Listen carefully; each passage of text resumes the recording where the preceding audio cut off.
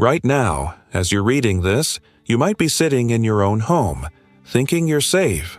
But what if I told you that your home is your prison, your wife is your warden, and you've been serving a life sentence without even knowing it?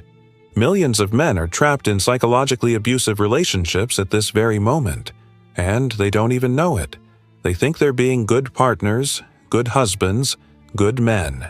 They think the problem is them, that they're not trying hard enough, not good enough, not man enough.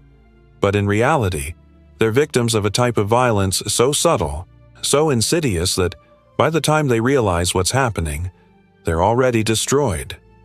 Today, I'm going to expose the hidden world of female psychological violence, the tactics, the manipulation, the systematic destruction of men that nobody wants to talk about. And I'm going to show you exactly why the most dangerous prison is the one that looks like home, feels like love, and disguises itself as marriage. Society has sold you a lie. Men are the abusers. Women are the victims. Always. No exceptions. This narrative is so deeply embedded in our culture that even suggesting otherwise makes you a misogynist, a red pill extremist, someone with issues with women. But what if I told you that women commit just as much relationship violence as men? They just do it differently. Men use fists. Women use psychology. Men leave bruises on the body that fade in 2 weeks. Women leave scars on the soul that last forever. And guess which one is illegal? Guess which one society cares about? That's right, only the physical violence. A woman can psychologically torture you for decades, systematically destroy your sense of self, erase your identity, and turn you into a hollow shell of who you once were, and nobody will believe you, help you, or even acknowledge it's happening. There's no hotline for this. No shelter waiting for you. No support group that takes you seriously. No legal recourse. No social sympathy. Just silence, shame, and the overwhelming sense that somehow this must be your fault. I'm about to share real cases that will make your blood run cold. And here's what's going to disturb you most. These aren't weak men. These aren't losers living in their mother's basement, unemployed, playing video games all day. These are successful, strong, high-achieving men who got systematically broken down by masters of psychological warfare. And the most terrifying part? It probably started exactly like your relationship did. Sweet, caring, loving, supportive. She made you feel like you'd finally found it. The one, your soulmate, the woman who gets you. That's how they get you. That's the trap. The abuse doesn't announce itself. It seduces you first. Let me tell you about an executive I consulted with. 60 years old. Built a multi-million-dollar company from nothing. Started in his garage, grew it to 200 employees, sold products in 30 countries. Raised a family. Respected in his community. Thought he'd done everything right. Thought he'd won at life. His wife hasn't spoken to him in 3 years. Not a single word. Not good morning. Not pass the salt. Nothing. She lives in the same house, sleeps in the same bed, but treats him like he's a ghost, like he doesn't exist, like he's not even worth acknowledging. He only leaves his room when she goes to work. He waits, listening for the garage door, counting the minutes until he's sure she's gone. Then he emerges quickly, like a prisoner during free time. He buys his food separately, keeps it in a mini fridge in his home office, eats alone behind a locked door in silence, listening for the sound of her return. He lives like an intruder in his own home. The house he paid for, the life he built with his own hands, the empire he created. None of it matters. He's a prisoner in the palace he built. When I asked him how it got this bad, he couldn't even answer at first. He just stared at nothing, eyes empty, and said, "I don't know. I don't know when I stopped being a person to her." But here's the thing. It didn't happen overnight. It never does. It started so innocently he didn't even see it as a red flag. She didn't like his friends. They're a bad influence. They don't respect me. They're holding you back from your potential. You could be so much more without them dragging you down. It's them or me. So he chose her, because that's what you do when you love someone. right? You compromise. You prioritize your partner. Then it was his hobbies. Fishing is childish. You're too old for that. Golf is a waste of money we could be using for our future. You should spend time with family instead of running away every weekend. Every word sounded reasonable. Every argument made sense in isolation. So he gave those up too. Because she was right. Family should come first, shouldn't it? Then it was his own family. Your brother is toxic. Your mother has never liked me. You know she hasn't. We need boundaries with people who don't support our marriage. And by this point, he was so trained, so conditioned to see her perspective as the right one that he cut off his own family. Before he knew it, he had nobody left but her. And once she had him completely isolated, completely dependent with no friends, no hobbies, no family, no external reality check, she stopped pretending to care. The mask came off. The loving wife disappeared. And the real her, the one who'd been there all along, waiting, emerged. Here's the sickest part. And now he's trapped, paying for a prison he can't escape. If he leaves, he's homeless at 60 with a destroyed credit score, no retirement, no savings. If he stays, he's dying inside. One silent day at a time, one ignored morning at a time, one meal alone at a time. He hasn't had sex in over a decade. He hasn't had a real conversation in 3 years. He's a broken man who built an empire but can't even eat dinner in his own kitchen. And when I asked him why he doesn't just leave, he looked at me like I'd suggested he fly to the moon and said, "Where would I go?" Here's what men don't understand about female violence. What makes it so effective, so devastating, so invisible? It's designed to be invisible. When a man hits a woman, everyone can see the bruise. There's evidence. There's sympathy.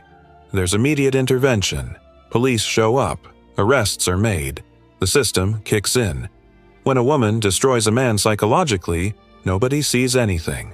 No bruises, no evidence, no sympathy, just a man who seems increasingly difficult, increasingly unstable, increasingly problematic. She looks like a saint to the outside world while you look crazy. She plays the victim while being the predator. She cries in public about how difficult you are, how hard the marriage is, how much she's trying while torturing you in private, breaking you down piece by piece. And if you ever react, if you ever raise your voice after being provoked for hours, slam a door in frustration or punch a wall instead of her face, suddenly you're the abuser and she's proven right about you all along. She's been telling everyone you're unstable and now she has proof. The police show up. You're the one who gets arrested. You, the man. You're the one with the domestic violence record. And she gets to tell everyone, "See? I told you he was violent. I've been afraid for years. Let me break down the weapons they use. Because once you see them, you can't unsee them. And once you understand the pattern, you'll recognize it everywhere. In your relationship, in your friends' relationships, in that couple you know where everyone wonders why he seems so defeated." Weapon 1. Guilt manipulation. Everything becomes your fault. She's unhappy? You're not romantic enough. She's bored? You're not exciting enough. She gained weight? You're stressing her out. She cheated? You drove her to it by being emotionally unavailable.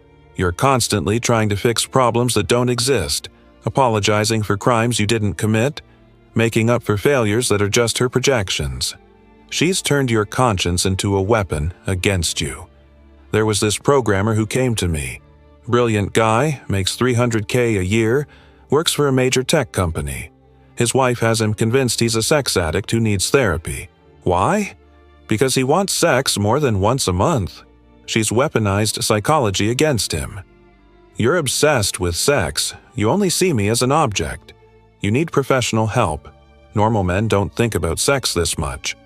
So now he's in therapy for having a completely normal sex drive while she controls him through manufactured shame. She decides when, how, and if they have sex. And he's grateful for scraps because she's convinced him he's broken, that his desires are perverted, that wanting intimacy with his own wife makes him a predator. Weapon 2. Strategic isolation. This one's genius in its simplicity. She doesn't forbid you from seeing friends.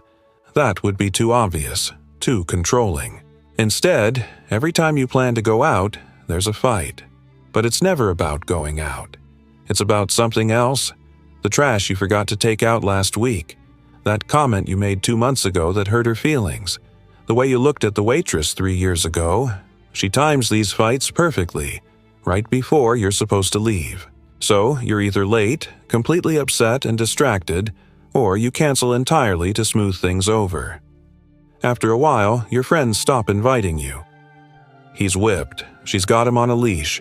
He's not worth the hassle anymore.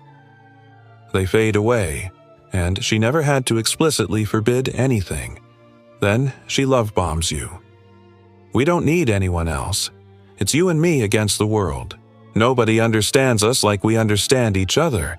Other people just want to tear us apart. It feels romantic, special, like you're in a movie, until you realize you're completely alone with someone who's systematically destroying you. Your support network is gone. Your reality check is gone. Your escape routes are closed. She becomes your only source of validation, your only mirror for reality, and she uses it like a weapon. Weapon 3. Public humiliation disguised as jokes. She tells funny stories about your failures at dinner parties. She mentions your insecurities casually in conversation with friends. Oh, Bob's trying to lose weight again. 3rd time this year. Yeah, Mike's business idea didn't work out, but he's trying something new. Maybe this one will stick. She undermines you constantly, but always with a smile, always with laughter. So if you object, you're the one who can't take a joke. Oh, come on, I'm just playing. You're too sensitive. You're ruining the mood. Everyone's just having fun. I heard about a situation at a dinner party with 8 couples. The wife spent the entire night making jokes about her husband's salary compared to other men there, his receding hairline, his performance in bed, how he cries during movies. Everyone laughed uncomfortably while he sat there dying inside, face red, hands gripping his wine glass. But what could he do? If he gets angry, he's the abusive husband who can't take a joke. If he leaves, he's the dramatic one who ruined the evening for everyone. If he says nothing, the humiliation continues. He just had to sit there and take it while everyone watched him shrink, watched his dignity evaporate in real time. Weapon 4. Sex as currency. This is so common it's considered normal, but it's abuse. Sex becomes a reward system, a training mechanism. You do what she wants, maybe you get lucky. You disagree with her, dry spell. You want to see your friends? I'm not in the mood. You cancel plans with friends? Come to bed, baby. She trains you like a dog and you don't even realize it's happening. You just know that keeping her happy means maybe, possibly, if you're good enough, if you read her mood perfectly, if you do everything right, you might get the intimacy that should be a normal, natural part of your relationship. There's this entrepreneur I worked with, married 15 years, hasn't had sex in 3. Not because he doesn't want it, but because his wife has created impossible conditions. He needs to lose 20 pounds first, but also make more money, but also spend more time at home, but also be more spontaneous, but also plan more romantic dates, but also read her mind better, but also give her space. The goalpost keeps moving, because the goal isn't to have sex with him. It's to control him through the promise of it, to keep him dancing, performing, trying to earn basic affection. Weapon 5. Financial control through social pressure. She doesn't need access to your accounts when she can shame you into spending. Sarah's husband bought her a Tesla. My sister's family goes to Europe every summer. I guess I'm just not worth a nice ring. All my friends' husbands take care of them. You work yourself to death trying to afford the lifestyle she demands, trying to keep up with her friends' husbands, trying to prove you're man enough. And if you can't provide it, you're a failure as a man, a provider, a husband.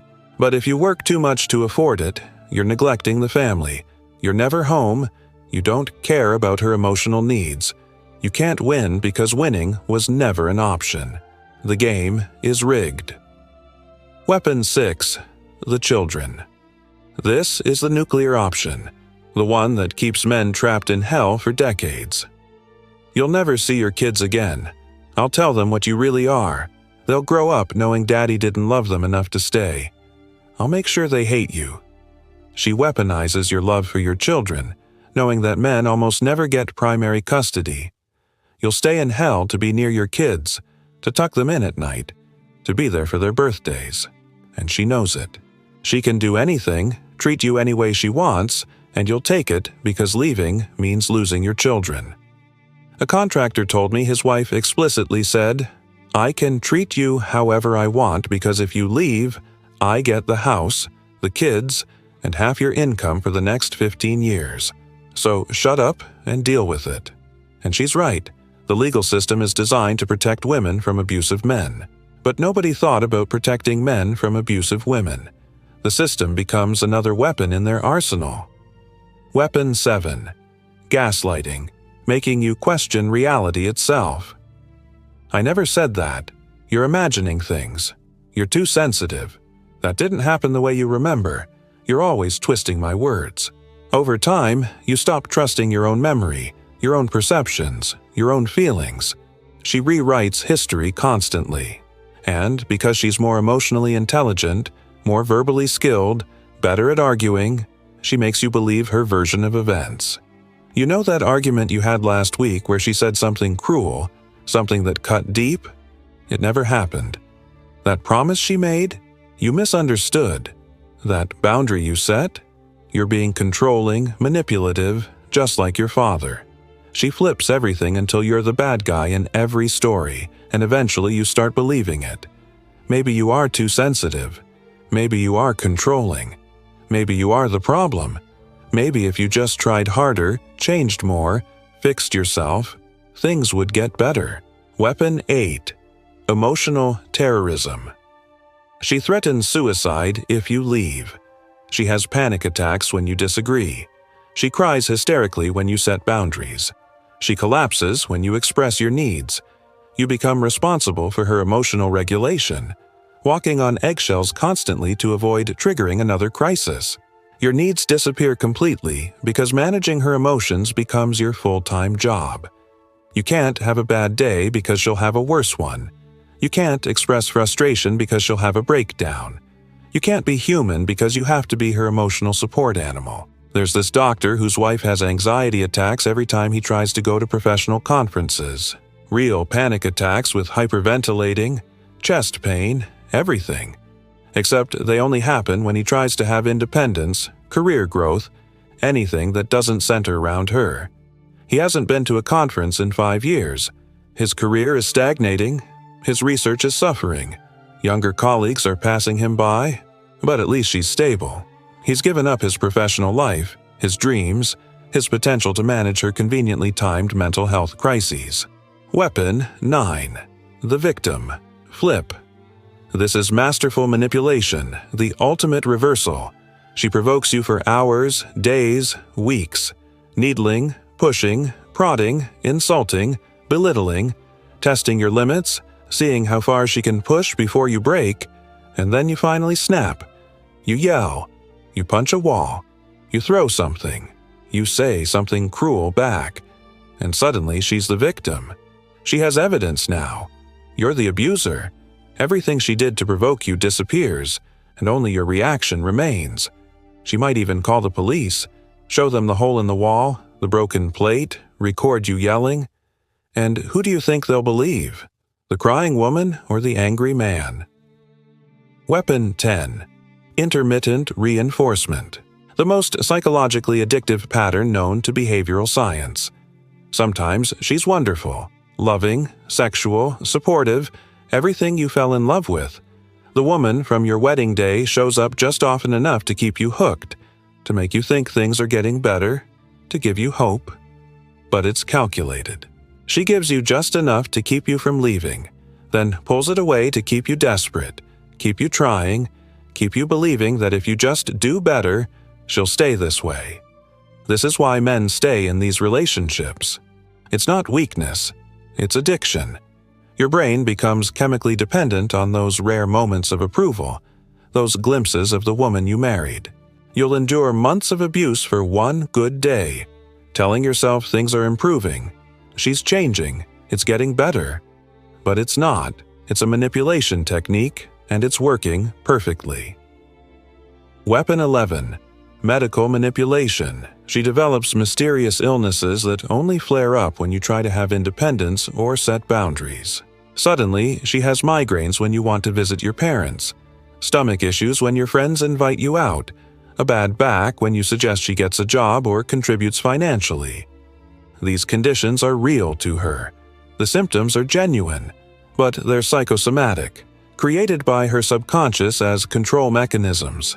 You become her nurse, her caretaker, her servant. How can you leave someone who's sick? What kind of monster abandons an ill partner? She's got you trapped by your own compassion and sense of duty. Meanwhile, she's perfectly healthy when doing things she wants. That bad back doesn't stop her from shopping, meeting friends, going to yoga. Those migraines disappear when her mother calls. But you can't point this out without being called insensitive, cruel, uncaring. Weapon 12. Spiritual manipulation. Using religion or spirituality as a weapon. God wants you to be a better husband. The universe is telling me you need to change. My intuition says you're lying. I prayed about this and got clarity.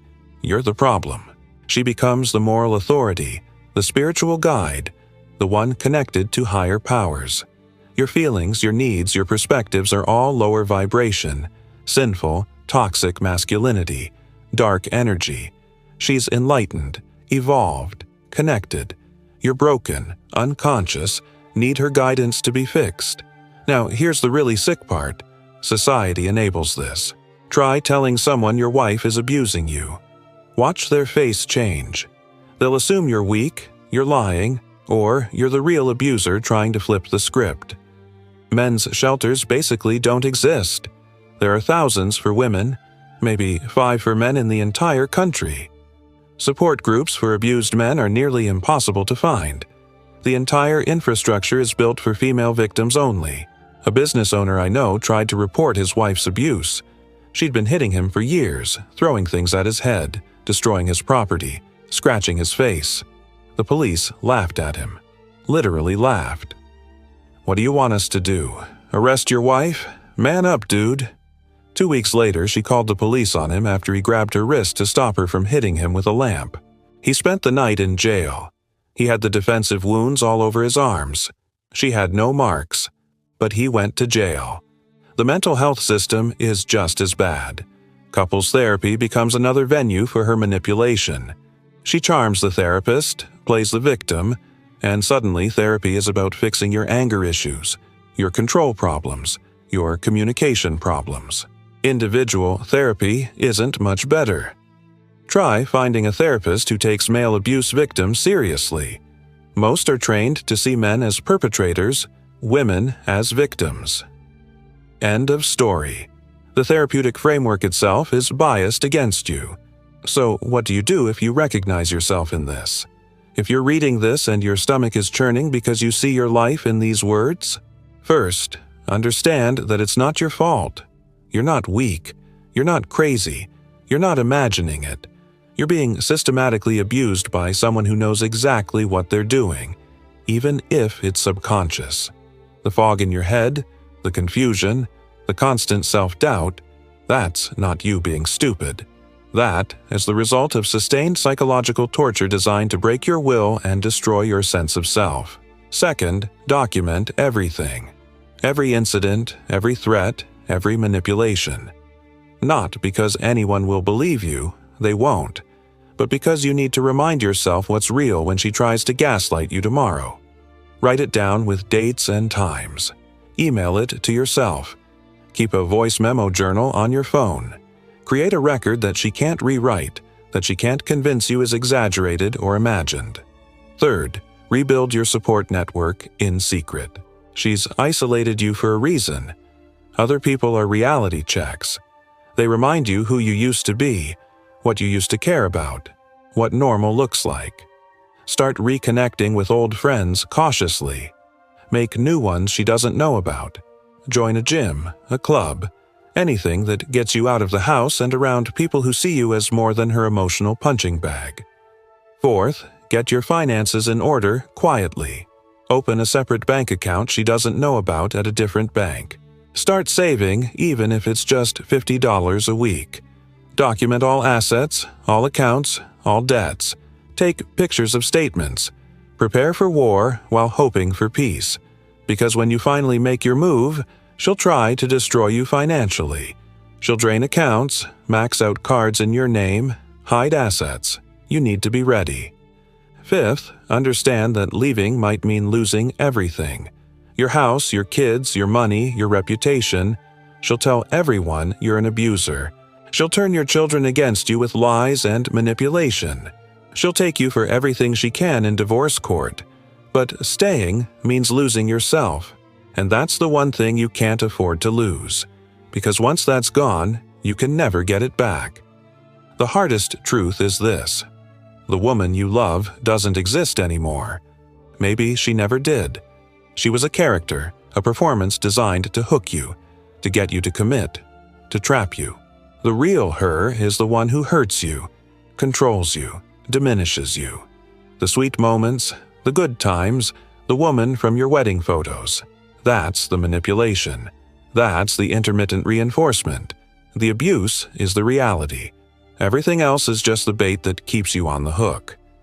Some of you reading this are thinking, this isn't me. My situation is different. She's not that bad. We just have problems like any couple. That's what every abuse victim thinks. That's what I thought. That's what every man thinks until he's 60 years old, hiding in his room, afraid to eat dinner in his own kitchen, wondering how his life came to this. Others are thinking, but I love her. Maybe I can fix this. Maybe if I just try harder, change more, become better. You can't fix someone who doesn't think they're broken. In her mind, the relationship is working perfectly. She has complete control. You do everything she wants. And if you're unhappy, that's your problem to solve by being a better servant, a more compliant victim.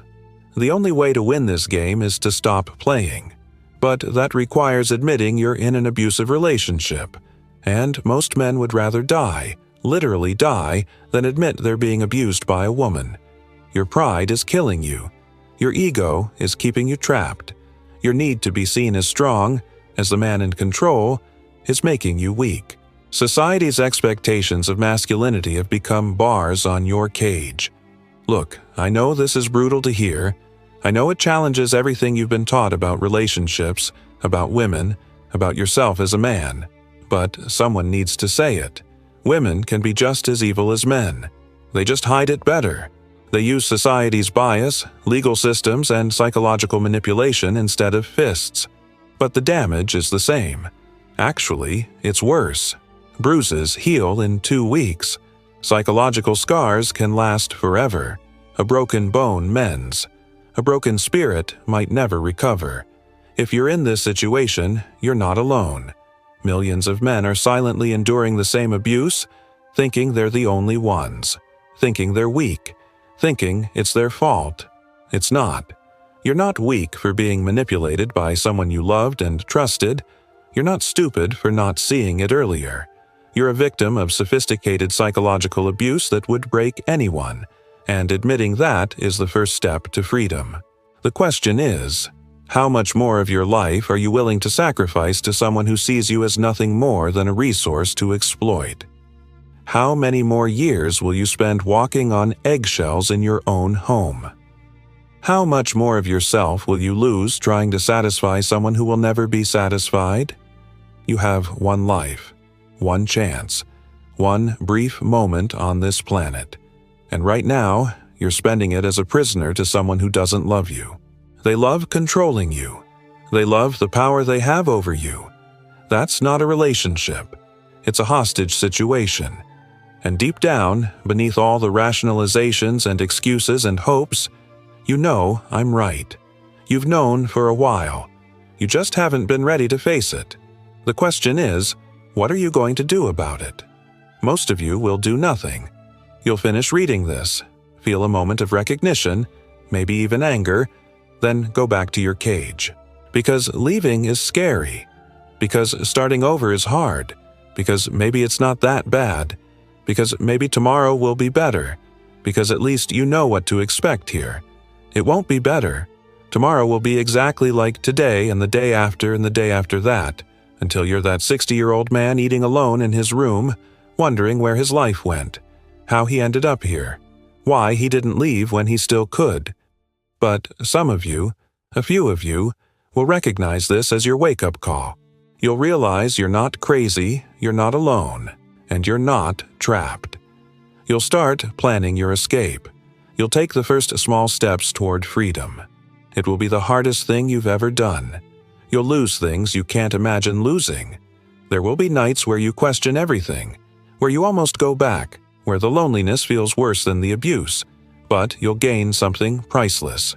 Yourself, your dignity, your peace, your life back. The choice is yours, and only yours. Stay in hell with the devil you know, or risk everything for a chance at freedom, at peace, at a life worth living. Just remember, every day you stay is a day you can't get back. Every day you accept the abuse is a day you've chosen slavery over sovereignty. And one day, sooner than you think, you'll run out of days. Stop letting her gaslight you into thinking you're the problem. Stop letting society shame you into silence. Stop letting fear keep you trapped in a prison of your own making. You deserve better. You deserve peace. You deserve respect. You deserve love that doesn't come with conditions, manipulation, and control. You deserve to be seen, heard, and valued. But you'll never get it as long as you stay with someone who sees your pain as their power, your weakness as their weapon, your love as their leverage. The clock is ticking. Your life is passing. One day at a time, 1 year at a time, slipping through your fingers. And she's counting on you being too scared, too tired, too broken to leave. Prove her wrong. Thank you all very much for watching.